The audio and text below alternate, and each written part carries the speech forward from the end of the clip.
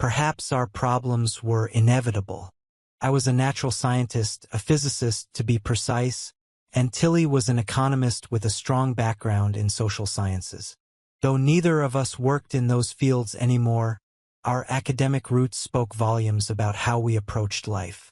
I believed in absolutes, not in everything, of course, but I had faith in unchanging truths like the laws of nature. Gravity, for example, was constant. Tilly, on the other hand, also believed in truths but made room for exceptions. Even for gravity. It's always true, Tilly, I argued. Gravity is constant.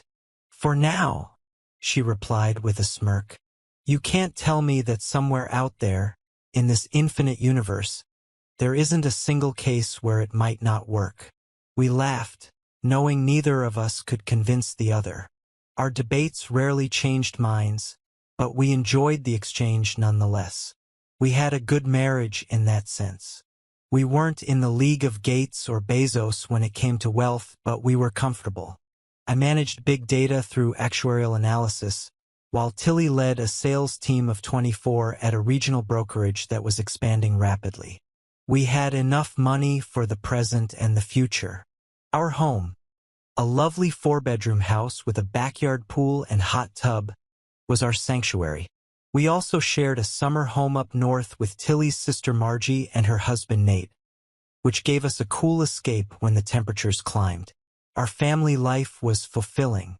Our eldest daughter, Annette, had just started first grade, and our youngest, Kylie, had recently outgrown diapers. They were both adorable, energetic, well-mannered, and deeply loved. I had hinted at the possibility of a third child, maybe a boy this time, but Tilly wasn't as enthusiastic. After Kylie, it had taken her nearly 2 years to get back to her ideal weight and tone, and I understood her hesitations. It wasn't a big deal for me. I loved our family as it was.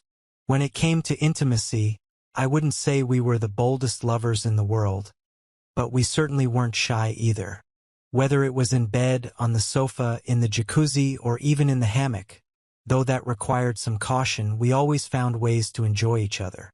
There was no such thing as a bad night in our marriage, at least not in that department. Our relationship was well-balanced.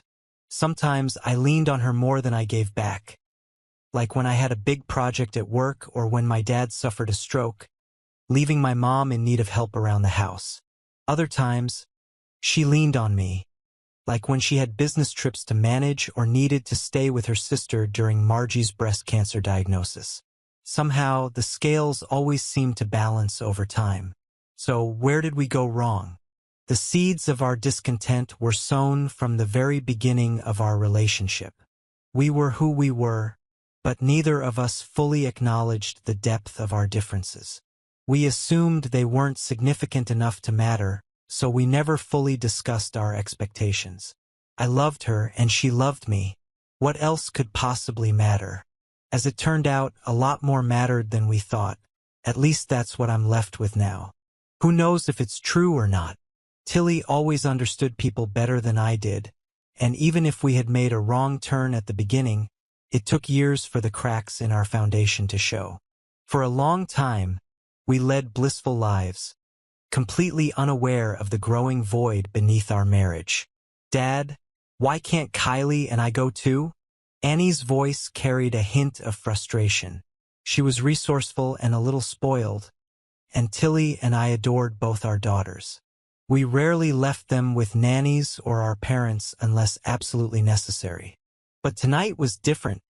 Tilly was being recognized at her firm's gala for securing 3 massive accounts, including a software titan and 2 family offices that collectively controlled over $2 billion in assets. We decided to spend the night at the hotel where the celebration was taking place. This party is for adults only, honey, I explained gently.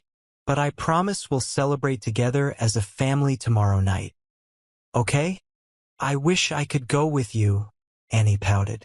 I know, darling, but tomorrow night, we'll catch up on everything, I reassured her. Fate is often decided by insignificant details, Those little things like blood cells coursing through the body, abundant and seemingly trivial on their own. I parked Tilly's dark blue BMW 5 Series sedan in the hotel's underground garage. As we stepped into the elevator, I suddenly realized I had forgotten my parking ticket. If it were a municipal lot, I wouldn't have cared, but this hotel charged $40 for overnight parking. Annoyed, I kissed Tilly as we reached the lobby, dropped her off, and pressed the button to return to the garage. It only took me a few minutes to retrieve the ticket from my coat pocket and return to the lobby. When I walked through the ballroom doors, however, I froze. Tilly was already inside. Her jacket was off, and she was chatting with a man I didn't recognize. Something about the scene gave me pause, not because of anything overtly inappropriate, but because of the ease and familiarity between them. They stood close, and the man leaned in, saying something that made her laugh. A little too loudly, a little too warmly. I shook off the unease and approached, forcing a smile. "Hey, sorry about that. I forgot the ticket in the car." Tilly turned to me, her face lighting up with a smile. "Oh, there you are. I was just catching up with an old friend. Dave, this is Marcus. He works with one of the firms I signed last year." "Nice to meet you, Marcus," I said, extending my hand. His grip was firm, his smile polite. "Likewise. Tilly speaks highly of you." Tilly stood across the room, talking to a tall man in a dark suit and a woman in a bright green silk dress. The woman was long and slender, athletic in build, but Tilly outshone her. My wife wore high-quality, classic clothing with the kind of effortless confidence that few could match. Her proportions were nearly perfect, both her facial features and her figure. Feminine and full of curves, she maintained her shape through almost an hour of exercise every day. But it wasn't just her appearance. It was the intelligence in her eyes, the grace of her movements, and the curve of her lips that had won my heart long ago. Watching her from across the room, I felt a familiar surge of infatuation, an electric pull in both my heart and, frankly, other places. She was breathtaking. It felt fitting, almost poetic, that in this moment of admiration, the lie would reveal itself. "I see Tilly didn't bring her husband with her tonight. Do you think Randy will get her again?" The voice came from behind me. I had just stepped into the coat room when I heard two men talking, their backs turned toward me. They didn't notice I was there. I froze. The words hit me like a physical blow. I immediately recognized one of the voices, Ted Masters, who had been on Tilly's sales team for 3 years. I didn't recognize the other man, but I knew the name he mentioned. Randy. He was the tall man standing with Tilly. In that moment, I experienced a kind of pain I had never known before, and I hope never to know again. It wasn't just heartbreak. It was an all-consuming agony, a wound so deep I doubted I would ever recover. I felt as if the ground had fallen out from under me. My world, the life I thought was secure and filled with love, shattered in an instant. But strangely, I also felt nothing. My survival instinct kicked in with a vengeance, shutting down the overwhelming pain so I could think clearly, or at least clearly enough to act. I didn't want to humiliate myself. I didn't want to show any vulnerability, especially not in public. My thoughts were far from rational, but something inside me guided my actions with a precision I would later be grateful for. I walked out of the coat room and headed straight for Tilly. My expression must have given me away, because her smile faded the moment she saw me.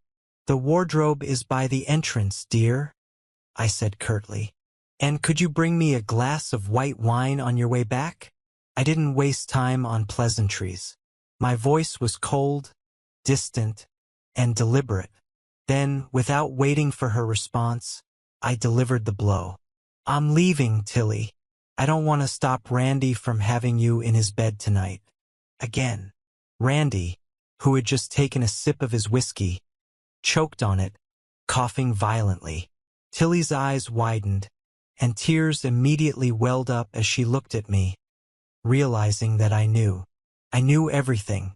Her face crumpled, and in a trembling whisper, she said, "Oh no!" Her shock and despair were unmistakable. I turned and walked away without another word. Ted Masters, who had overheard everything, stood frozen, his face pale as a sheet. "Aaron!" Tilly called after me, her voice breaking. "Wait, please. I'll grab my coat and come with you." I ignored her.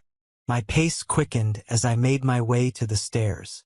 I didn't run, but I didn't hesitate either.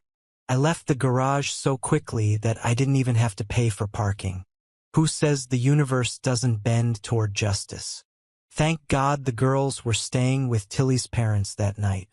As I drove, my mind raced, formulating plans. At worst, I figured I had a 4 or 5 minute head start. If Tilly apologized to the event organizers or asked for a taxi, I might have 10 minutes. Either way, I knew one thing: I couldn't stay at home. Like any wounded animal, I needed a safe place to retreat. Somewhere no one could witness my suffering, my shame, and the way it was about to break me. Because I knew it would break me. Soon. Then I laughed bitterly. I didn't need to go home. I had an overnight bag in the trunk. I didn't want to hide forever, but I wasn't going to make it easy for her to confront me, either. I found an ATM and withdrew the maximum amount of cash. Then I drove to a modest roadside inn, where I paid for a room in cash and turned off my phone. Leaving it on the nightstand, I walked to a nearby Red Robin for dinner. I ordered a burger, salad, and a beer. Just one. I'd never seen the point in drinking excessively. The data is pretty clear about the long-term effects. Besides, I didn't need alcohol to punish myself. The pain would take care of that on its own. I ate slowly, trying to deflect my inner turmoil. Out in public, I could pretend, if only for a little while, that everything was okay. But the act was exhausting, and my facade was starting to crack. I left a generous tip on the table, not because I wanted to, but because I couldn't stand the thought of waiting for change. I just needed to leave. Back in the locked solitude of my room, the dam finally broke. Sobs racked my body as I collapsed onto the bed. Grabbing a pillow, I buried my face into it, trying to muffle the sound. From the depths of my broken heart, the pain poured out. It was raw, overwhelming, and inescapable. For the first time, I allowed myself to fully feel the weight of what had happened. Tilly's betrayal wasn't just a betrayal of our marriage. It was a betrayal of the life we had built together, the trust one had placed in her, and the love I had believed was unshakable. The night stretched on, endless and unforgiving. In that quiet room, surrounded by nothing but my anguish, I was forced to confront a single, devastating truth. A howl tore through me, raw and visceral. If anyone had been close enough to hear, I'm certain it would have shaken them to their core. I screamed and cried into the pillow, releasing all the pain that twisted in my chest and tore at my heart. I don't know how long I screamed, but when I finally collapsed onto the floor, the pillow was soaked, drenched with saliva, tears, and snot. I threw the ruined pillow into the corner of the room. There were 3 more on the bed and 2 on the shelf in the closet. I knew I'd need them, if not tonight, then by morning. "I've devastated my husband."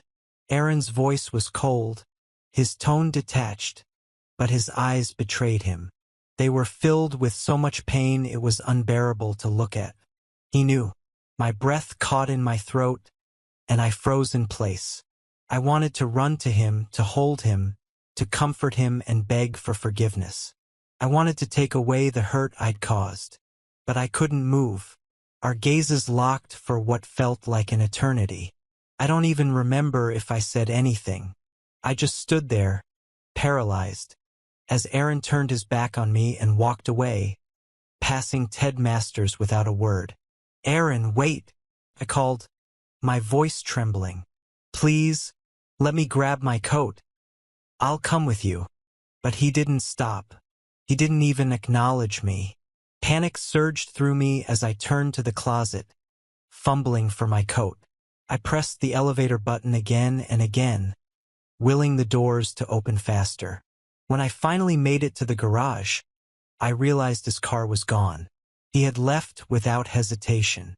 Frustrated and desperate, I rushed back to the hotel lobby and out the main doors. Taxis were scarce, so I pulled out my phone and called for a ride. A blue Prius arrived 4 minutes later. Those 4 minutes felt like a lifetime, but the 20-minute ride that followed felt even longer. I used the time to compose myself enough to text Jim and Frank, offering a quick apology and explaining that Aaron had experienced a sudden health issue. I expressed my regret for leaving the event early. Their responses came immediately, understanding but disappointed. Yet none of it mattered to me. My thoughts were consumed with Aaron. Aaron has always seen the world in black and white.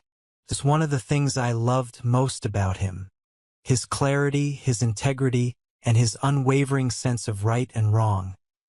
It all made him who he was. I loved him for his intelligence, his playfulness, his devotion to our daughters, and his commitment to me. But where Aaron saw absolutes, I saw nuances. And tonight, I realized how vast that difference truly was. Aaron's commitment to me was complete, absolute. Mine was just as strong. At least that's how I had always believed it. But I knew he wouldn't see it the same way. For Aaron, fidelity wasn't something you negotiated or justified. For me, it wasn't so clear-cut. Intimacy outside our marriage had never intruded on my love for Aaron or the life we built together. To me, it was irrelevant. It didn't change the way I felt about him or our family. I loved him deeply, and that love only grew stronger with time. But sometimes, circumstances aligned, and I indulged in fleeting moments of intimacy. They were rare, always detached, and they never affected the core of our relationship, or so I thought. Since our wedding, I'd only had 3 such moments. The first was a one-time encounter with a salesman during a business conference. Then there was Randy. He joined my company almost 2 years ago, and we'd been intimate twice, both times during business trips. We never spent the night together, and I never planned for it to happen. It wasn't something I sought out. It just happened when the circumstances were right. To me, those brief encounters were insignificant. In 5 years, they added up to just a few hours of my life. I spent more time at the spa getting massages. But I knew Aaron wouldn't see it that way. To him, it didn't matter how rare or detached those moments were. To him, it was betrayal, pure and simple. When the taxi pulled up to our house, it was dark. Aaron wasn't home.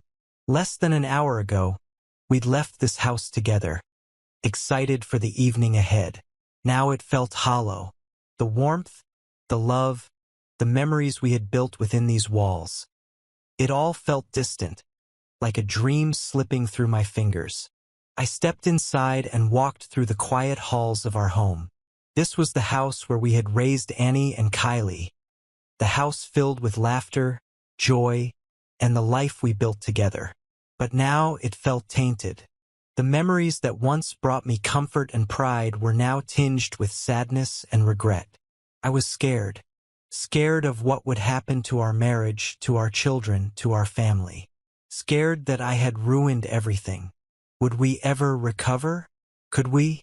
I changed into sweatpants and sheepskin slippers, seeking the smallest semblance of comfort, and settled into the family room to wait for Aaron. My phone was silent. We'd never been the kind of couple to track each other's locations, so I had no idea where he might be. All I could do was wait. As I sat there, I tried to think of what I would say to him. But every time I formed a sentence in my mind, it crumbled under the weight of my guilt. We needed to talk. That much was clear. Despite my reaction at the hotel, I knew I was good at handling difficult conversations when I could see the other person. When I could read their expressions, hear the tone of their voice, and gauge their emotions. If I could just sit across from Aaron, or better yet, next to him, I'd have a chance. I didn't know if I could convince him to see things from my perspective, but at least it would be better than silence. So I waited. No matter how long it took, I would wait for him. And more than anything, I wanted him to know one thing. I loved him. He was, and always would be, the most important person in my life. I sat on the couch, my phone resting in my hands. For about 15 minutes, I drafted and deleted at least a dozen messages, each one trying to find the perfect balance of apology and hope. Finally, I settled on something simple. Please come home and talk to me. I love you. I sent it and waited. I slept surprisingly well that night, though not before one more hysterical breakdown. I cried until I was completely drained, my body giving in to emotional exhaustion. When I woke up, the room was still dark, but the clock showed I had slept almost 9 hours. My head felt clearer, but my body and mind still felt heavy, like I was wading through mud with every step. I showered but skipped shaving. There was no energy for pretense or polish. Around 7:30, I decided to stop by the original pancake house for breakfast. The coffee was hot and fresh, the pancakes were light and fluffy, but the sausage patty was greasy and far too fatty. Still, the bill was less than $20, so I left a generous tip. Even after breakfast, I felt restless. My usual workout was running, but I didn't have workout clothes or even a proper pair of shoes. Still, I couldn't just sit in my hotel room. I needed to move. I layered on a couple of t-shirts, the shirt from the night before, and a hoodie I had packed for the trip home, then headed to the park by the lake shore. The park was mostly empty, just a couple of joggers and a mother with 2 boys playing on the jungle gym. The solitude was welcome. I had time to think, and I needed that time. Tilly's mind was like quicksilver, flexible, fast, able to process information and adapt on the fly. Mine didn't work that way. I needed structure, focus, and a plan. Without that, any discussion we had would leave me at a disadvantage. I needed to prepare myself for the inevitable confrontation. I had no idea how she would try to justify her infidelity, but I knew she would try. I believed Tilly loved me, or at least I thought so, but I couldn't reconcile her betrayal with that belief. It didn't make sense, and I needed answers. As I walked along the trail, listening to the gentle lapping of the water against the shore and the earthy smell of the sleeping grass and trees, I did what I always did best. I organized my thoughts into categories. I brushed aside distractions and honed in on the questions that mattered most. By the time I returned to my hotel room, I had a plan. I didn't intend to read the questions to Tilly, but writing them down cemented them in my mind. I grabbed a notepad and began to write, "Why did you think you could break your promises to me?" I had little hope her answer would be satisfactory, but I needed to understand her mindset. Did you put my health at risk by having unprotected intimacy? If she had, it would show not just a lack of consideration but outright recklessness. How often did you sleep with Randy? Were there others? I believed she was fundamentally an honest person, even if her actions had betrayed me. She wasn't a skilled liar, and I was good at detecting lies. Why Randy? Do you love him? Do you want a relationship with him? Do you want to continue seeing him? These questions terrified me, but I needed the answers to understand what I was up against. How did your colleagues find out about your relationship? Were you shameless about it? Was this part of the corporate culture? The thought that their colleagues might have known, might have joked about it, cut me deeply. What do you think should happen next? What path forward do you see for us? Ultimately, this wouldn't be entirely her choice, but I was curious to hear her perspective. After writing them down, I sat back and stared at the list. The questions felt cold and clinical, but they reflected the clarity I needed to move forward. I knew the conversation with Tilly had to happen today or tomorrow. Couldn't wait. My priority was protecting our daughters, which meant ensuring that they came home to a stable environment, even if that stability was temporary and fragile. Until Tilly and I decided what path to take, we needed to shield Annie and Kylie from the fallout as much as possible. I felt mentally ready, but I was still nervous. I needed to relax and focus my energy on the conversation, not waste it on fear and distractions. The hotel had a small gym with a treadmill, so I walked for an hour, still dressed in jeans and a t-shirt. Afterward, I went to Red Robin for a bacon sandwich and coffee. Between the workout and the meal, I felt as ready as I could be for what lay ahead. I woke up on the couch with a stiff neck. As I turned my head, I grabbed my phone and checked for messages. There was nothing important. Aaron was still silent. I knew he needed time to process his feelings, but the longer he stayed away, the harder my task became. I could picture him vividly, running through scenarios in his mind, testing hypotheses, trying to make sense of what he couldn't understand. It was strange and deeply sad to know that I was the object of his thoughts. The guilt weighed on me like a stone. I knew I had hurt him, and I knew that when Aaron finally came to me, I would have to be honest, brutally honest. That honesty would hurt him even more, but I also hoped it might help cleanse the wound. Lies weren't an option. I've always believed that lies corrode and infect close relationships. In less important matters, I could lie to spare someone's feelings, but not here. This was too important. Only the complete truth would work. Everything depended on Aaron. I made myself a cup of coffee and tried to push the upcoming conversation out of my mind.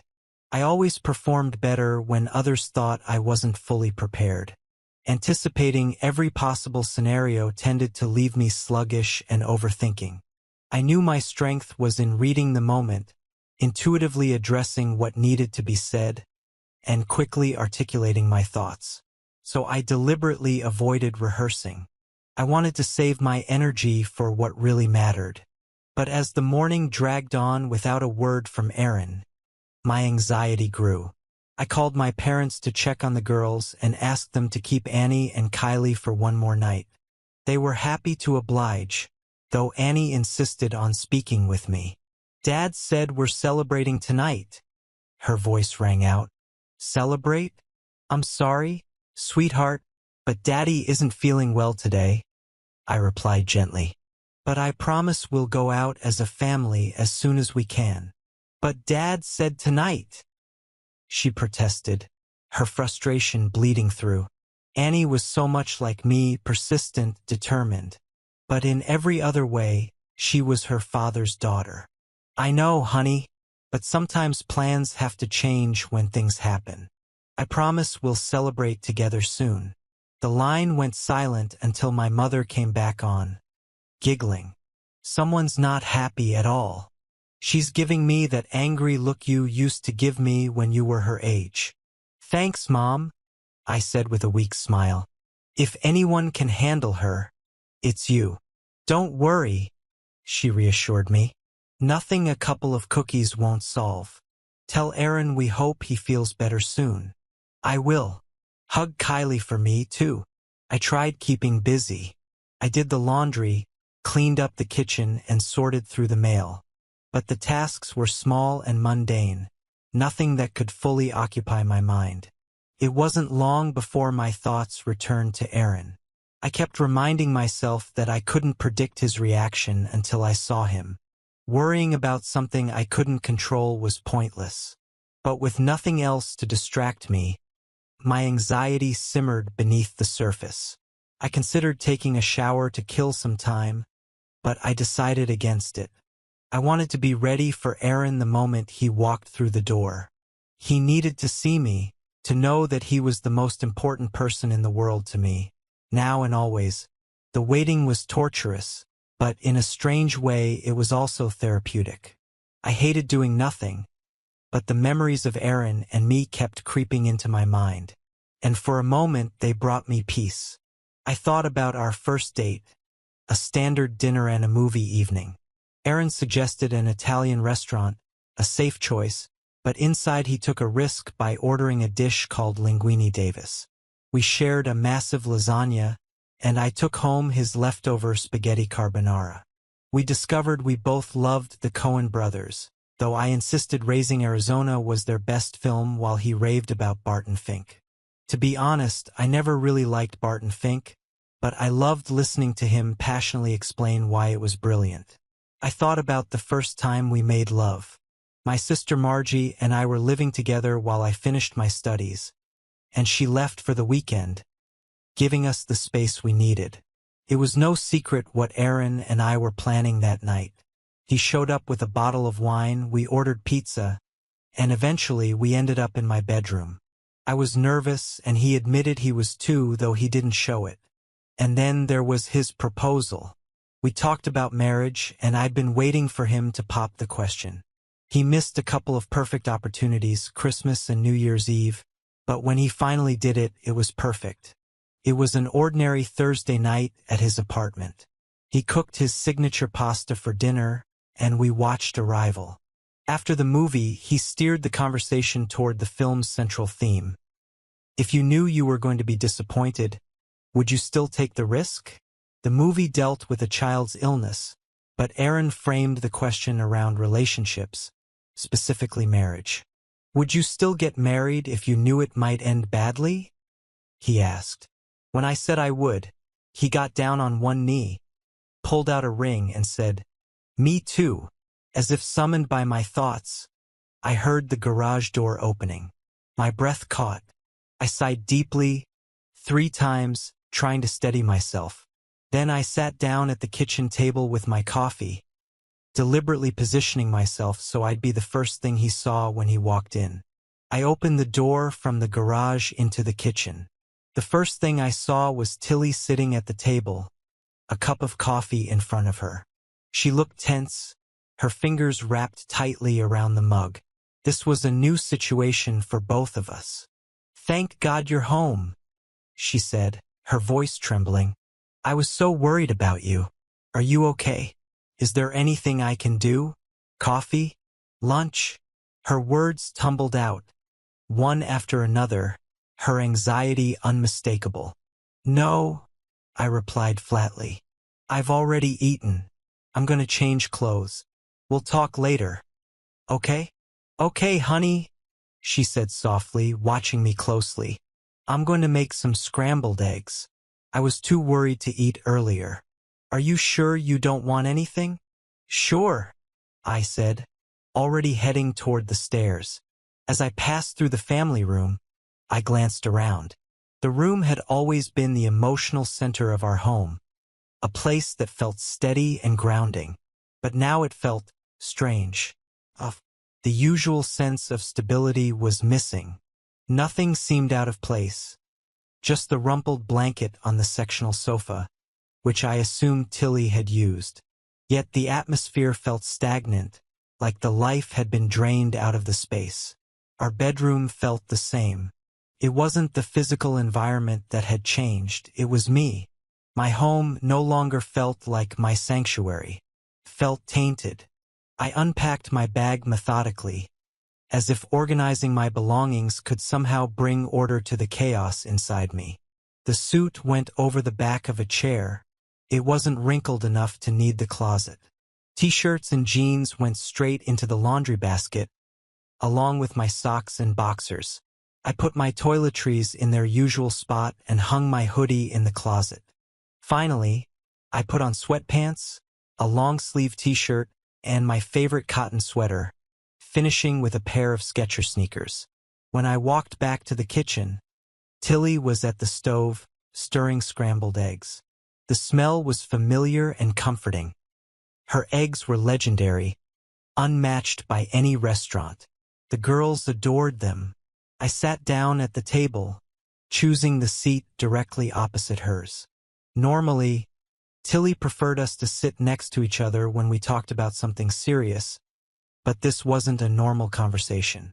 Sitting across from her gave me a better view of her reactions. I took a deep breath, letting it out slowly, quietly. I mentally rehearsed my questions, steeling myself for what was to come. When Aaron walked into the kitchen, something about him felt off.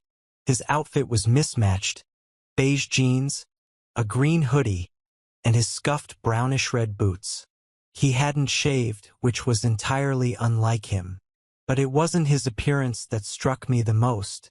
It was his eyes. I didn't expect the usual warmth or joy that lit up his face when he looked at me. I didn't even expect anger or pain, though I was prepared for both. Instead, what I saw was worse: distance. His eyes were detached, clinical, as if he had switched into work mode. I needed him in husband mode, the mode where we tackled problems together, where we made decisions for our family. But this was something else entirely. "Thank God you're home, honey," I said, my words rushing out. "I was so worried about you. Are you okay? Is there anything I can do? Coffee? Lunch?" "No," he replied curtly. "I've already eaten. I'm gonna change clothes. We'll talk later." "Work mode. Definitely." "Okay, honey," I said softly, turning back to the stove. "I'm just making some scrambled eggs. I was too worried to eat earlier. Are you sure you don't want any?" "I'm sure." He turned and walked upstairs without another word. I sighed and stirred the eggs, adding a bit of grated Parmesan.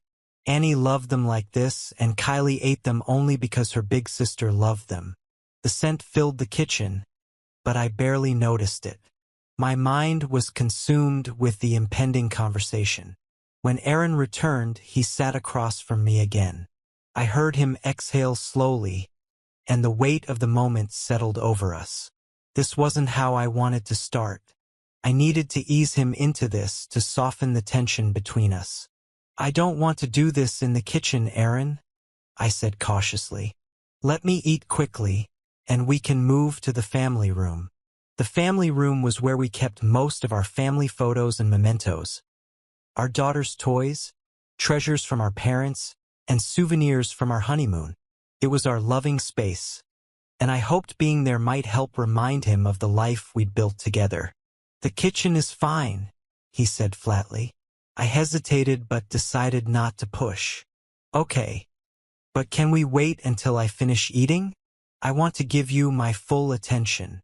"Certainly," he replied, his tone polite but distant. I stirred the eggs one last time. "Where did you stay last night?" "Residence Inn." "I see you brought your bag home. Will you be staying tonight?"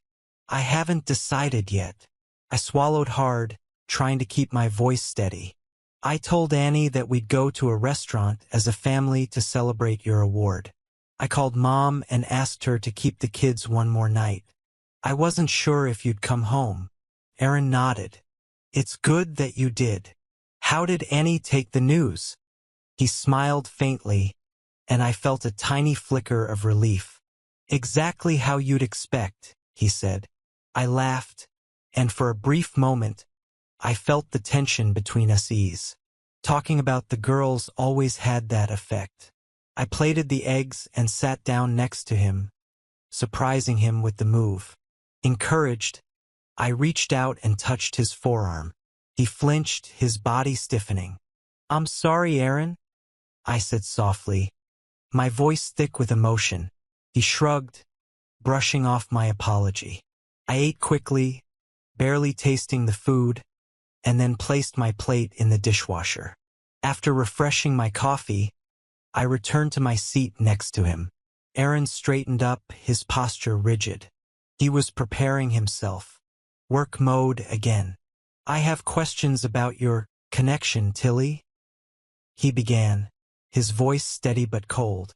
"It wasn't a connection, honey," I said quickly. "It was just casual. A fling.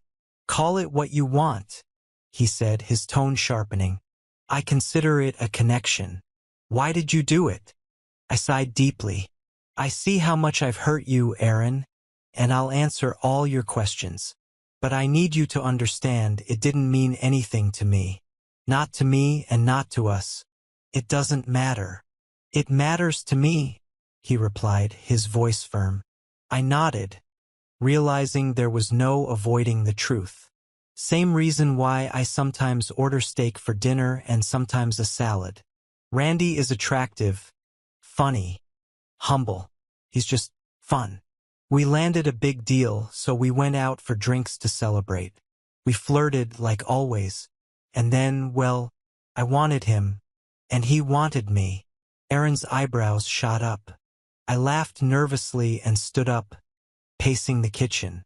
We went to his room, and I left as soon as we finished. You still haven't said why, he said, his voice low but cutting. I froze, realizing that this was the crux of it, the Gordian knot we had to untangle. Aaron and I had always complemented each other, our different approaches working as strengths in our relationship. But now our differences felt like insurmountable obstacles. The thing with Randy was insignificant, I said, trying to meet Aaron's eyes, though he seemed determined not to look at me. It was like deciding what to order for dinner. It had nothing to do with you, our marriage, or our family. We were on a business trip, and it just happened. Aaron's expression didn't change. His voice was calm, but cold, cutting through my words like a blade. I can argue with almost everything you just said, Tilly. It is significant. It does have to do with me, our marriage, and our family. And it didn't just happen. I swallowed hard. You're right. I broke promises I made to you, and I hate that I hurt you. But I love you, Aaron. I love you so much that sometimes it overwhelms me. This thing with Randy, it doesn't mean anything. Not to me. Not to us. Aaron shook his head, his voice low but firm. It means everything. What does that mean? I asked, my voice shaking. I wasn't here, you didn't miss anything. And when I came home, I was just as loving, attentive, and involved as ever. It didn't change me or our marriage or our family in any way. You lied to me. I flinched. I didn't lie. I've never lied to you about anything important. Withholding the truth about something important is the same as lying, he countered. It didn't matter, I insisted.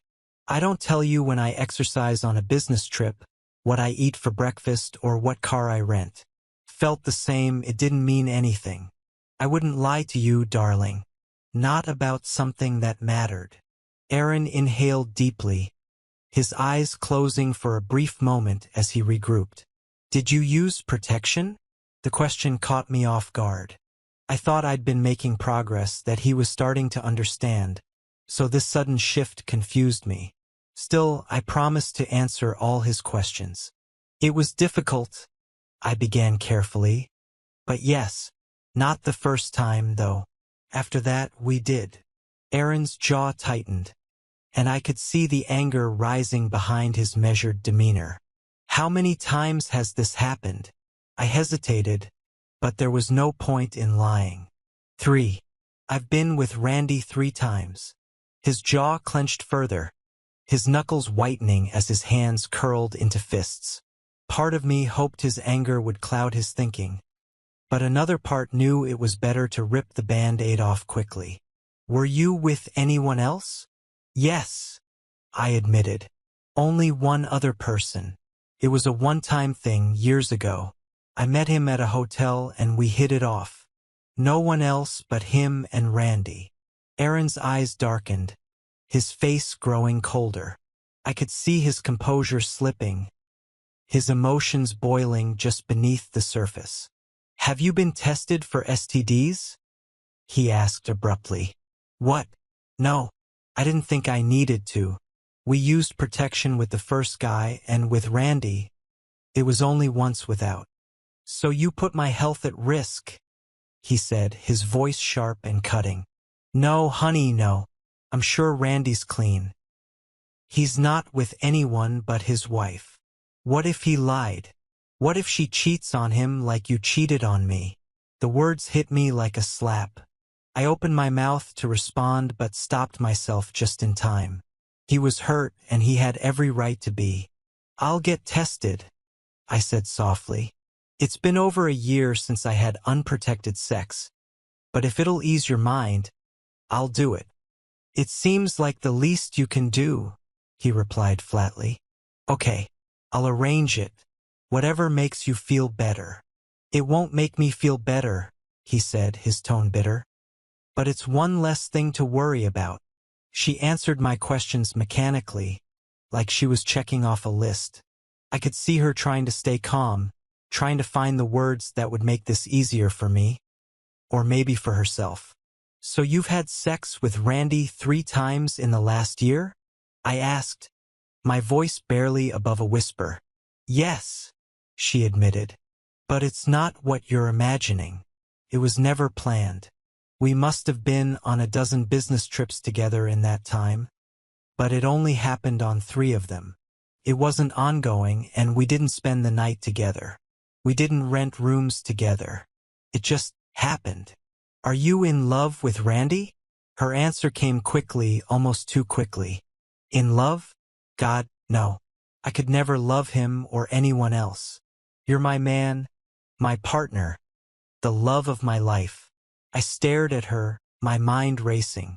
But you're sleeping with Randy, and you've slept with another man. How does that make sense? Tilly sighed deeply, her frustration and sadness written all over her face. I don't know how to make you understand, Aaron. Each of those times meant nothing. It was like scratching an itch, like going to a movie or a concert. It didn't affect how I feel about you. It didn't touch what we've built together. I shook my head, my voice tightening. I understand what you're saying. You think sex can be casual, without affection or emotion. Yes, she said, leaning forward. Exactly. You can see that, can't you? I felt something unraveling inside me, a knot of confusion loosening, though the weight in my chest remained. I see it, I admitted. I just don't agree. Her face fell, and for a moment, I thought I saw panic in her eyes. Come on, darling, she pleaded. You know it's true. Sometimes we make love tenderly and sweetly, and sometimes it's wild and crazy. Sex can be different things. It doesn't always have to mean the same thing. I looked at her, feeling the weight of her words but not finding comfort in them. Maybe it doesn't always mean the same thing, I said quietly, but it always meant something to me. Yeah, but no matter how we do it, Aaron said, his voice tight. I always do it with you and only you. That makes it special. It's special to me too, I replied quickly. I love being intimate with you. It's wonderful, so satisfying. But you've had sex with other guys too. His tone was flat, but the pain behind his words was unmistakable. I sighed, my chest tightening. And that means nothing to me. It means something to me, he shot back. He covered his mouth with his hand, squinting as if he were trying to think through the fog of his emotions. Before I could say anything else, he beat me to it. How many people know about this? The question hit me like a slap. What do you mean? Nobody knows about it, I said defensively. Aaron snorted. People definitely know about it. Do you think I just randomly found out? Out of all the questions he could have asked, this was the one I hadn't even considered. It had never occurred to me that anyone else could know. I assumed Aaron figured it out on his own. He was so good at connecting dots. But the idea that someone else might have told him floored me. Who told you? I asked, my voice barely above a whisper. Nobody told me, he said, his tone sharp. I overheard Ted Nurs talking about it with another guy last night. It didn't sound like a secret to them. I felt my stomach drop. Wow, I managed, stunned. My mind raced. Did my colleagues know? Could this spiral into a full-blown disaster? My professional reputation could be on the line. At least some of my team might know that I'd slept with a subordinate, which could lead to HR problems or worse, disciplinary action from Jim and Frank. And Randy? His wife had been right there when Aaron confronted me. Was he now dealing with his own marital crisis? Stress makes people unpredictable. What if he lashed out? But none of that mattered as much as Aaron. He was my husband, my partner, my anchor. Whatever the fallout at work, I'd deal with it later. Right now, I needed to focus on saving my marriage. I took a deep breath and tried to steady my voice. Darling, it doesn't matter who else knows. And I can see how much you're suffering. I want to help you heal. You caused this pain, Tilly? He said, his words cutting like shards of glass. I don't trust you to ease it. His response froze my heart in my chest. I opened my mouth to respond, but before I could, he hit me with another question. What do you see happening here? God bless him. His question was my lifeline. It was the most solid ground I could hope for. I love you, I said, my voice firm and steady for the first time. Now more than ever. And tomorrow, I'll love you even more. This is just noise, Aaron. I know it hurts, but I can heal this pain with love. It's nothing compared to the love we feel for each other, the family we've built together. We still have our wonderful future ahead of us. All the things we've talked about, dreamed about. I know you're hurting, and we have a lot of work ahead of us. But I've never been more confident that we're destined to spend our lives together. Aaron didn't answer. His gaze drifted into the distance, his face impassive. Tilly's words washed over me, but they didn't sink in. They were just words, noise like she'd said. Let's go to the family room and sit together, she said softly. I miss your touch, your hugs. We always feel better when we touch. You'll see that nothing has changed. I'm fine here, I replied, my voice distant. She stood, and I could see the hope in her eyes. But I didn't move. Not from the kitchen. Not from my position. Not from my stance. I watched her deflate, her shoulders sagging. She was trying to bridge the gap between us, but it felt like she was speaking a different language. We didn't see the world the same way. We never had. Darling, your pain is raw and overwhelming right now, she said, her voice trembling. Please don't withdraw into yourself. Let me help you find your center. Let me support you. I stood abruptly, and she mirrored me. I saw her flinch as I spoke. I'm not making any decisions right now. I need time to think. I'll let you know when I'm ready to discuss this further. Without waiting for a response, I grabbed my jacket and left. I wanted to go to the park. I loved being outside, especially when I needed to burn off restless energy. But I'd gone out without a jacket, and the chill of late autumn was too much. So I headed to the mall instead, walking through the hallways on each level twice. Eventually, I grabbed a slice of pepperoni pizza from Slice Brothers. It wasn't great, but I didn't care. My thoughts were louder than anything else. Tilly said her time with Randy didn't mean anything, but that wasn't true for me. She seemed sincere when she said she still loved me. But how could I be sure? She'd slept with Randy multiple times, and with a stranger once before. The frequency with Randy bothered me. 3 times in a year wasn't a lot, but it was enough to establish a pattern. Practice makes perfect, after all. They probably got better at understanding what drew them to each other, what fueled their desire, and acted on it more consciously each time. She was cheating on me. That wasn't the main thing, but it was important. Nobody wants to feel like a fool. If we stayed married, I'd have to face people who might already know about her betrayal. She had unprotected sex at least once, clearly not thinking about the husband who had been faithfully waiting for her at home. She claimed to love me, but her actions blurred the meaning of that love for me. Everything I'd heard pointed to casual, convenient sex on her part, which I could, on some level, understand. I understood the concept of casual intimacy, principle-wise. But damn, I couldn't wrap my head around how anyone could think sex wasn't significant enough to limit it to a committed relationship. I wouldn't judge others who made explicit agreements with their partners to allow for non-monogamy. But Tilly, my partner, she never pursued that conversation with me. We discussed exclusivity at the start of our relationship, and we'd agreed. Or at least I thought we had. Either we didn't define it well enough, or Tilly saw a loophole I couldn't. Now she wanted to move forward, to stay married, as if nothing had happened. The emphasis was on helping me move through my pain, almost like she was skipping over the accountability part. Probably because she didn't even think what she did was wrong. So what now? I loved Tilly.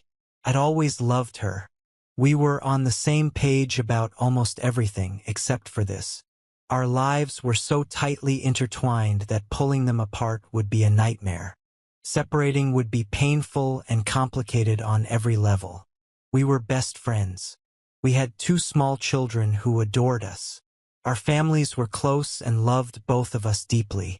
We shared a house, a vacation home, investments, retirement plans, and countless dreams we'd built together. Divorce would destroy all of that. But if we did divorce, I could regain my self-respect. Maybe, just maybe, I'd find a partner whose values aligned better with mine. It wasn't guaranteed, of course, but I'm a decent guy, reliable, sincere, hardworking.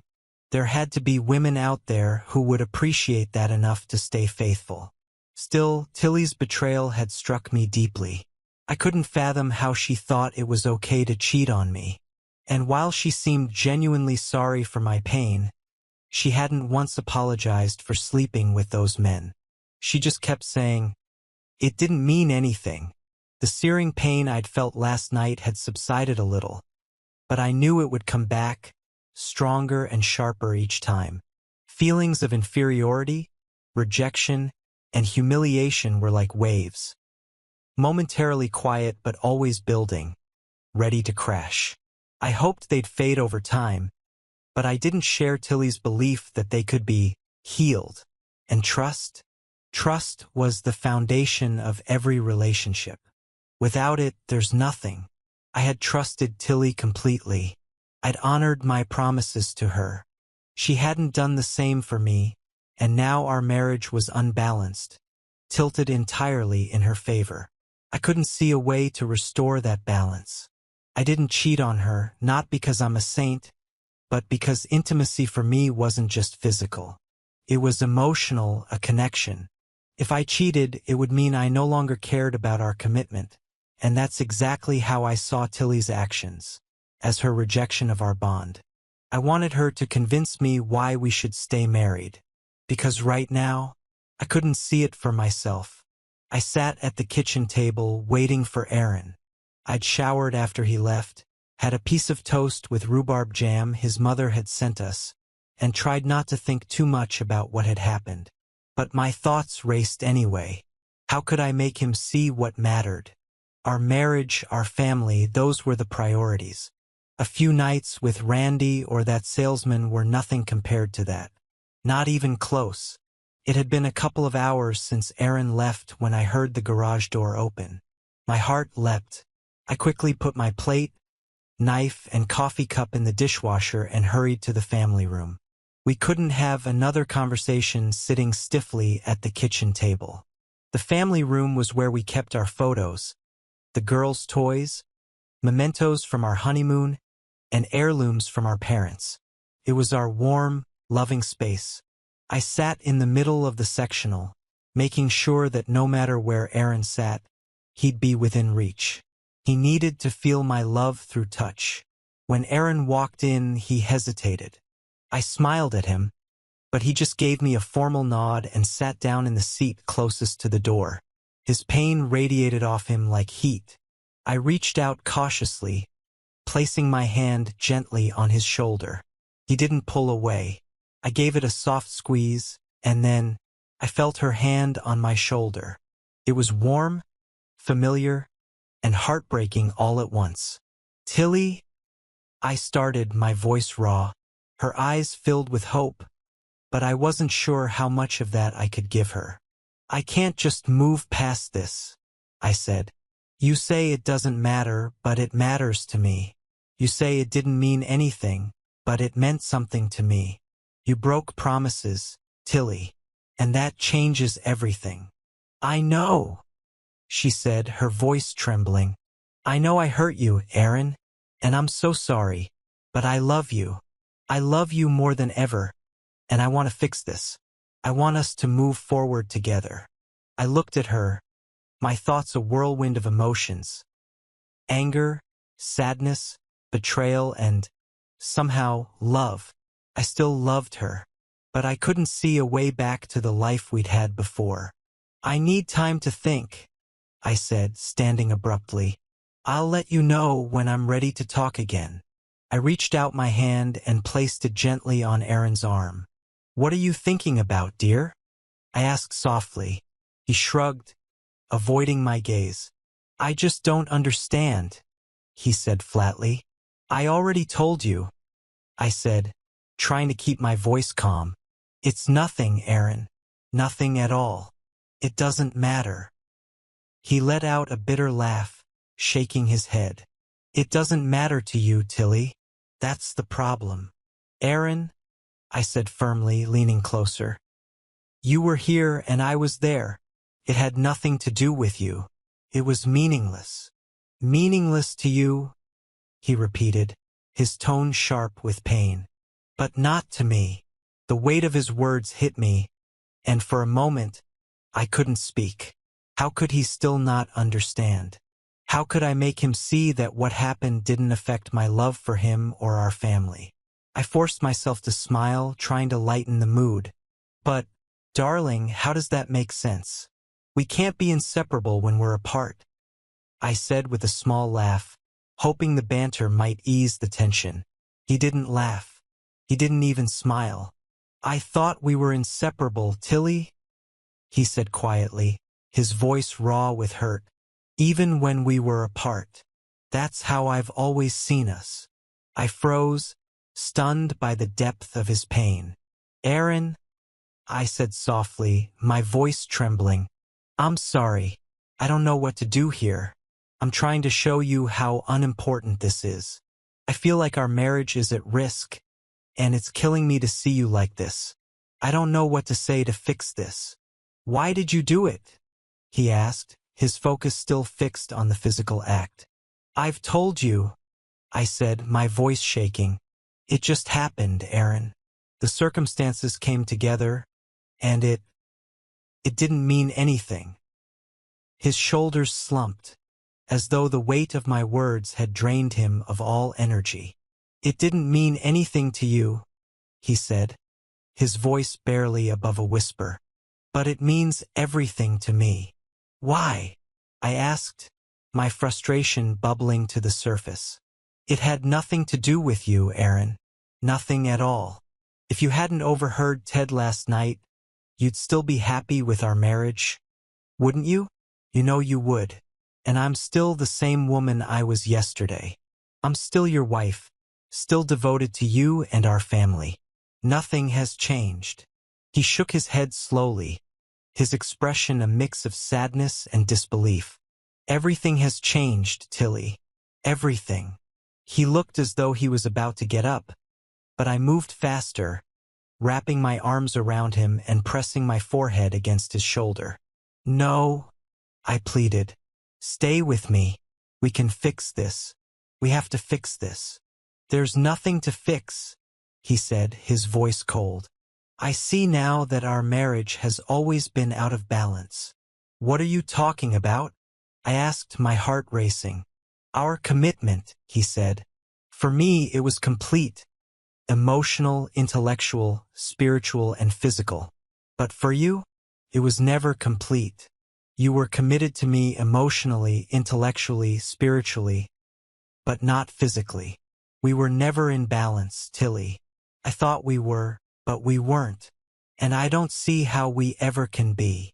That's not true, I cried, my voice breaking. I love you, Aaron. I love you more than anything. I know you feel it. I know you do. He shook his head. No, Tilly. You don't love me the way I love you. If you did, you wouldn't have cheated. His words cut deeper than I thought possible. Tears blurred my vision. Aaron, you must know how much I love you, I said, my voice shaking. You have to open your heart. My love is there. You'll see it if you just look. I don't think I want to look at what's in my heart right now, he replied, his tone distant. Trust your feelings, Aaron, I begged. Look into your heart. You'll see the truth of my love. He let out a heavy sigh. Love isn't the only thing I feel, Tilly. There's pain, anger, fear, and grief. So much grief. But why? I whispered, wrapping my arms around him again. He sat stiffly, unmoving. Let me in, Aaron, I begged. Let me in. We can heal this. We can. I'll heal, he said, his voice cold and final. And you'll no doubt be part of that process. But I don't see it happening right now. We're out of balance, Tilly. We always have been. I felt her arms tighten around me, but her touch no longer brought me comfort. Her words washed over me, but they didn't reach me. I stood up, gently but firmly disentangling myself from her embrace. She looked up at me, her eyes filled with tears, but I couldn't meet her gaze. I'm not making any decisions right now, I said, my voice steady but cold. I need time to think. I'll let you know when I'm ready to talk again. Her face crumpled, but I didn't stay to see her reaction. I turned and walked away, my thoughts a tangled mess of love, anger, and betrayal. Aaron stood up, releasing my hands gently. His voice was soft but resolute. Tilly, until I figure out if we can ever restore balance, I can't be with you. I'll pack a few things and let you know where I'm staying. Felt like a nightmare I couldn't wake up from. I watched him leave, his whole demeanor radiating defeat. My heart broke all over again. We had to fix this. I had to fix this. But he didn't seem to want to. I was upset, worried, and terrified. How could I reach him? How could I make him see that everything we built together still mattered? I checked into the residence inn again and sent Tilly a quick message. Checked in. I replayed our conversation in my mind, dissecting her words, what she said, and, perhaps more importantly, what she didn't say. For Tilly, emotional commitment was everything. She truly believed that sleeping with other men was inconsequential, something separate from her marriage to me. In her mind, she was still faithful because those encounters never touched her feelings for me, our children, or our family. Intimacy was, to her, compartmentalized, external. I never suspected her cheating because she had no guilt about it. To her, it was just a moment, a fleeting event like having drinks with friends. But for me, it was something far more profound. This fundamental difference in how we saw marriage was the chasm I couldn't bridge. I wanted to reconcile, I truly did, but I didn't see how. I'd never cheated on Tilly, so moving forward would mean accepting her betrayal and forgiving her for it. But that would always leave the scales of our marriage unbalanced. Worse still, her lack of remorse and belief that there are always exceptions in life left me questioning whether she might do it again. I knew I couldn't endure that. She didn't feel like she had betrayed me, but I felt it deeply. The pain seemed bottomless. How does one handle this? When the person you've built your life around, the person whose love is central to your very existence, seeks intimacy elsewhere, it shakes the foundation of everything. I screamed into the pillows that night, just as I had so many nights before. The pain needed an outlet, and this was the only way I could release it. It left me completely drained. I talked to my boss, Maxine, and gave her a general explanation. My marriage seemed to be ending, and I needed time to process it. She was understanding, as always, and simply asked me to check my email while I took care of myself. Despite everything, we still celebrated Tilly's promotion as a family. The girls' enthusiasm helped keep the dinner light and somewhat normal. Tilly and I worked together to put them to bed afterward, just like always. When the girls were asleep, I grabbed my jacket. "Where are you going?" Tilly asked, her voice trembling. "I don't know," I replied honestly. "I miss you. I miss you too. Can we talk about this?" "I don't think there's anything else to discuss," I said. "I know what you're thinking now, Tilly. I just need to figure out what I'm thinking. Come home, honey. Let's figure this out together like we always have. You know we make a great team." "It won't work this time, Tilly," I said softly before leaving. Every morning, I went to the house to get the girls ready for the day. Every evening, I returned after work to help put them to bed. We wanted to keep their lives as normal as possible, for as long as possible. Weekends were harder, but we managed. I showed up before Annie and Kylie woke up, though they could no longer run into our room and surprise us in bed. Yet, with everything else constant, they didn't seem to notice much had changed. But we noticed. I felt myself pulling further and further away from Tilly, and she felt it too. She begged me to come home to find a way to move forward. One night, after the girls were asleep, she surprised me. "Let's go to counseling, honey," she said, her eyes pleading. "We're stuck, and we need help. Otherwise, I'm afraid you'll leave us forever." It was ironic. She thought I was abandoning her, when all I felt was that she had never been fully invested in our marriage. But her suggestion gave me pause. Our different perspectives, I realized, were reason enough to give therapy a try. Tilly found a therapist, Dr. Prybanary, and after skimming online reviews and her qualifications, I agreed to give it a shot. Dr. Banary was an earthy woman, large but with lively, intelligent eyes and a soothing voice tinged with a slight accent. Her approach was indirect, but there was a quiet confidence in her demeanor that made me hopeful. She always took the time to explore her thoughts and feelings on any issue under discussion. But once the groundwork was laid, she didn't hesitate to ask the hard-hitting questions that went straight to the heart of the matter. Her language was articulate and precise, especially when it came to discussing emotions. It was toward the end of our second session when Priya brought us to a critical turning point. We talked about our history together and my recent discovery of Tilly's infidelity. There were no surprises for either of us, but Priya was shaping the contours of our marriage in her mind.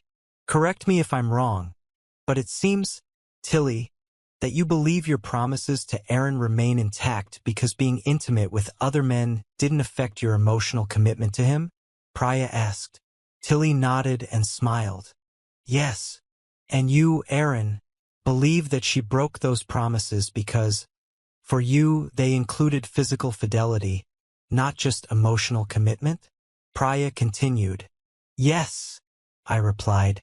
"Tilly, you don't think you need to apologize because you don't believe you did anything wrong. Is that right?" Priya pointed out. Tilly frowned. "No, I'm sorry for hurting Aaron. I'm deeply sorry for that. I want him to forgive me for hurting him." "So, you regret being with other men because it caused Aaron pain?" Priya clarified. "Exactly. I'm very sorry about that. I never meant to hurt my husband," Tilly responded. "Aaron, how do you feel about what Tilly is saying?" Priya asked, turning to me. "I know she's sorry for hurting me. She's not a monster. She knows she hurt me badly, and she's made it clear she's sorry for that. But she's never apologized for the actions that caused this pain because she doesn't consider them wrong. And that's the problem," I said. Tilly exclaimed, "I'm really sorry about that. I didn't mean to hurt you, Aaron." "It's Aaron's turn to share his thoughts and feelings. You'll have your chance too," Priya intervened. "No, I'm done," I continued. "She only regrets those actions because they hurt me. She doesn't see them as a betrayal in and of themselves. I do, and that tells me she could do it again. I don't know if I can get past this pain now. It would destroy me if it happened again." "I won't do it again," Tilly insisted. "Tilly, you're a wonderful, smart, warm woman. But you believe in exceptions and choices. For you, there are no absolutes, right? I continued. But for me, physical fidelity is an absolute. It always has been. And that's why it hurts so much to find out you don't feel the same way. That's what our marriage meant to me. And if I have to defend myself against you, then that's not the marriage I want. You're not a bad person, Tilly, but I don't think you're the right wife for me. Darling, please give me a chance. I can do this, Tilly pleaded. Can you really believe that there will be no exceptions for the rest of your life? That under absolutely no circumstances would you ever consider being intimate with another man? Tilly had always been honest. Maybe not fully transparent, but honest. And I saw in her eyes the exact moment when she thought about possible exceptions. And she saw in my eyes that I saw it. I think we both knew at that very moment that we were done. I can't believe we're divorced, Tilly reflected. Aaron and I were soulmates. Absolutely perfect for each other. But now we're no longer married. I witnessed this from the very beginning of that terrible night in the hotel, and every day since, it felt like we were falling deeper and deeper into the rabbit hole. I still can't fully understand how it all happened, and all because of the most insignificant reasons. I had never given anyone even a fraction of the love I felt for Aaron. Never. I was certain that counseling would help us. Priya helped us see our differences, but where I had confidence we could overcome them, Aaron saw no way forward. And it seemed like he just stopped trying. I begged and begged him to come home, to make love to me, to trust in the cocoon of love we had built for ourselves and our children. But he was adamant. I see possibilities. I've always seen them. I'm creative. So when Aaron asked me if I could ever see an exception to staying true to him, of course I could come up with one. In fact, I came up with several almost immediately. Plane crash victims forced together to survive, saving someone's life, or even a consensual partner swap with Aaron's approval. Perhaps even a moment of sudden, uncontrollable passion. I'm sure I could come up with more, but these were exceptions by definition, highly unlikely scenarios. I tried to explain this to Aaron, but he cut me off.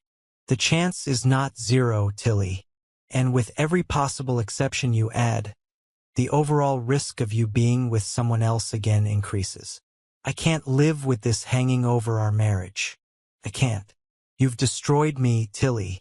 I don't have the strength to survive another blow. And so, he destroyed me in return. I was depressed for months after he filed for divorce. But I had to pull myself together every single day, to support our daughters, to win clients for our firm. I didn't have the luxury of falling apart. I felt discouraged, but since I'm a firm believer in the fake it till you make it philosophy, I put on my best face every day. Still, the nights alone in my bed were brutal. When Aaron took the girls, our custody arrangement alternated weeks. I found myself eating pint after pint of mint chocolate chip ice cream and crying more than I care to admit. It wasn't easy for Aaron either. I knew him so well, and I could see the deep sadness in him. His usual cheerful and easygoing manner was gone. When he wasn't speaking to someone, he seemed distant, lost in thought. No matter how often I begged him to come back to me, he refused. Eventually, I realized that he would have to return to me of his own free will. Nothing I said or did would make a difference. And perhaps then, I truly understood how much I had hurt him. Aaron had always trusted me, turned to me for advice, valued my opinions, at least until then. But now that trust was shattered. By the time I was ready to date again, Randy had long been fired. He also went through a divorce. His wife, Trish, had heard Aaron's revelations loud and clear that fateful night. Randy had been caught off guard and couldn't spin the news in a way that salvaged his situation. His divorce went much worse than ours. While Aaron and I had separated amicably and worked to remain friendly for the sake of our children, Trish gave Randy absolute hell. They also had young kids, but she won full custody and left him with the bill. Randy eventually left our company when a sales manager position opened at a competitor. The job required him to move to Chicago. I felt sorry for him. And for myself. That night wasn't worth the price any of us paid. At work, I didn't face any real consequences. I gave Jim and Frank a sanitized version of the reasons for my divorce and assured them I wouldn't put the company at risk again. They expressed disappointment, but since I was making money for them, I suspect they turned a blind eye more out of pragmatism than out of any personal loyalty toward me. About a year after the divorce was finalized, I started dating again. As soon as news of my impending divorce broke, men began asking me out.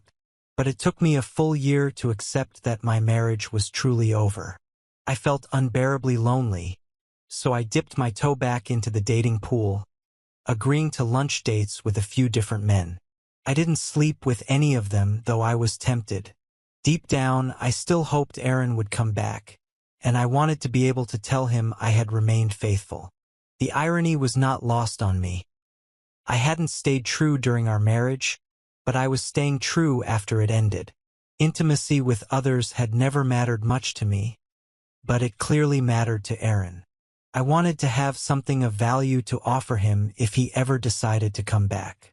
About a year after our breakup, Aaron seemed to have found his footing in life. I didn't know if he was seeing anyone. We never discussed dating. Though I never asked our daughters directly, their stories about time spent with Aaron didn't mention any women. When I saw him, he seemed settled. Maybe not entirely happy, but at least content. At that point, I gave up hope for us. Letting go helped me open up to other people. And that's when I met Bob. We met through work. Bob had a family office, and I successfully convinced him to use our services. To celebrate the deal, I invited him to dinner, and later he invited me to another dinner to talk more personally. Bob had been widowed for 4 years. He was 10 years older than me with no children, not because he didn't want any, but because his late wife had been unable to conceive. He mourned her deeply for 2 years and had slowly begun to open his heart again. I could relate to that. Bob healed me in many ways. I'll always carry the scar of Aaron's rejection. But Bob was gentle, considerate, and funny. He wasn't conventionally handsome, just ordinary, not particularly tall or short, not striking in any way, but his heart was big and warm, and it enveloped me completely. He also saw things in shades of gray, and I found comfort in that. I can't imagine how a perfect marriage could be ruined by a couple of minor incidents of intimacy, he once told me.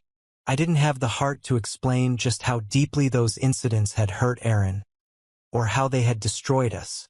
When Aaron and I were married, I had never imagined what it would feel like for him to move on first. I was nervous, almost terrified, about how he might react when I told him that Bob and I were planning to move in together. But the conversation turned out to be an anticlimax. Aaron was polite. "I'm glad you found someone, Tilly," he said, smiling genuinely. "You've always had great taste in partners, so I'm sure he's a good person." I couldn't stop myself. I rushed to hug him, but he tensed in my embrace. In that moment, a part of me died inside. I knew he would never let go of the pain I had caused him. Bob and I eventually bought a 4-bedroom house not far from where Aaron and I had lived. We wanted a fresh start. During and after the divorce, I had stayed in our old house to keep things as normal as possible for the kids. Aaron bought a 3-bedroom apartment nearby, not far from where we used to live and still in the same school district. The kids transitioned to having Bob in their lives almost seamlessly. I think it was mainly because he was easygoing and approachable, and because Annie was still a couple of years away from her teenage rebellion. I still think about Aaron often. I want him to be happy. Hopefully, one day he will be. I try not to dwell on the what-ifs. What if I had been more flexible? What if he had been more open? What if he had let me help him heal?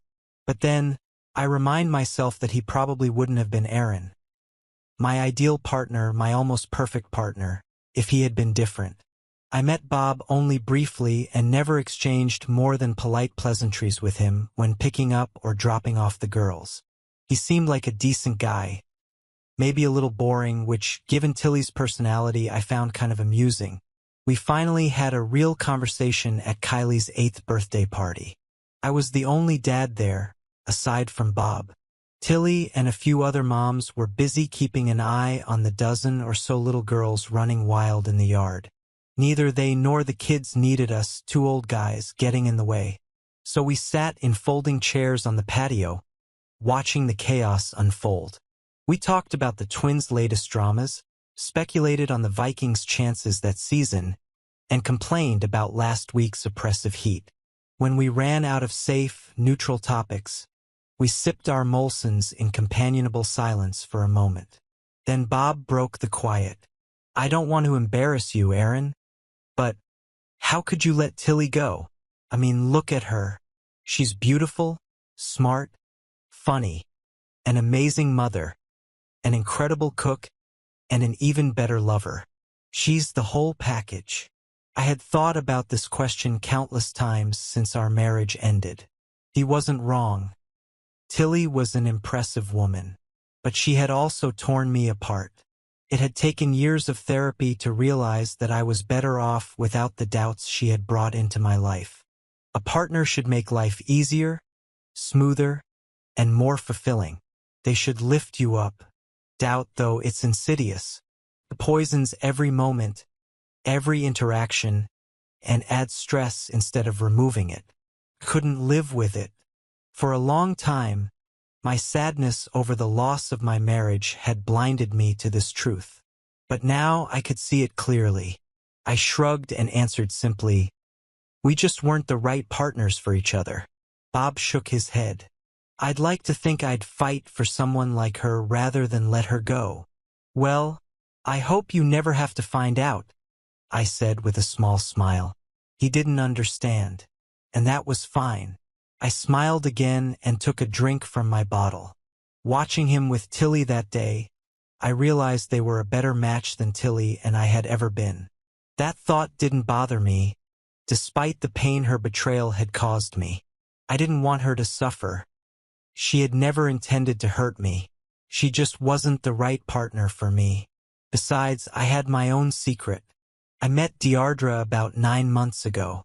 Since my divorce, I've been focused on self-improvement, taking cooking classes, joining a book club, and buying a road bike. That's how we met, on a group ride.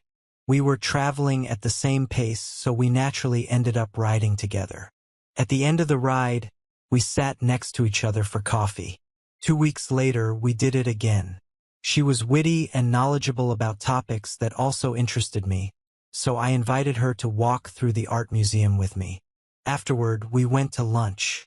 That led to dinners, movie nights, and eventually evenings spent together. Deardra was a project manager at Verizon. She'd been divorced for 6 years and had a 10-year-old daughter, putting her somewhere between Annie and Kylie in age. Tall and slender, she exuded playful energy most of the time but was all business when it came to getting things done. Exactly what you'd expect from a project manager and essentially a single mom. Her ex-husband saw their daughter once every 2 weeks, so she handled almost everything on her own. She was hyper-organized, a little bossy, and refreshingly direct. We shared an unexpected number of interests. The Strokes and Muse were on both of our playlists. Pulp Fiction was at the top of our favorite films list. She loved it for Uma Thurman, and I loved it for Willem Dafoe. Politically, we were pragmatically progressive. It's hard not to be in Minnesota. When we were together, time seemed to pass without us noticing. And perhaps most importantly, we were both staunch proponents of monogamy. We kept our relationship low profile, mainly to make sure we were truly compatible before involving the kids. I didn't know how long Tilly had dated Bob before introducing him to the girls, but I wanted to be absolutely certain about Deardra and me before taking that step. We were almost ready to take the next step. A couple of weeks ago, Deardra and I drove to Duluth to meet my parents at their summer cottage. She charmed them completely, and we left feeling confident in their support. We didn't want to overshadow Kylie's birthday, so we decided to wait until next week to tell our daughters that we were planning to move forward as a couple. We weren't sure exactly when we'd have our first in-person family meeting with all the kids together, but it wouldn't be long after that. So what's next? Who really knows? The end of my marriage to Tilly was every bit as painful as I had feared, but on the other side of that terrible journey, I felt both stronger and wiser. With Deardra, I feel safe and completely settled, no matter how I look at our relationship, whether through the lens of experience, hope, or practicality. It feels true, balanced, and built on mutual understanding, and I like our chances of keeping it that way. What do you think of today's story? To me, it seems clear. Before you take any actions involving the opposite sex, it's crucial to discuss and agree on the boundaries of what is permissible with your partner. If something feels normal to you but not to them, it's off the table. Period. Respect for each other's boundaries is what keeps relationships healthy and strong. If you enjoyed this, subscribe to JK Tells a Story for more tales.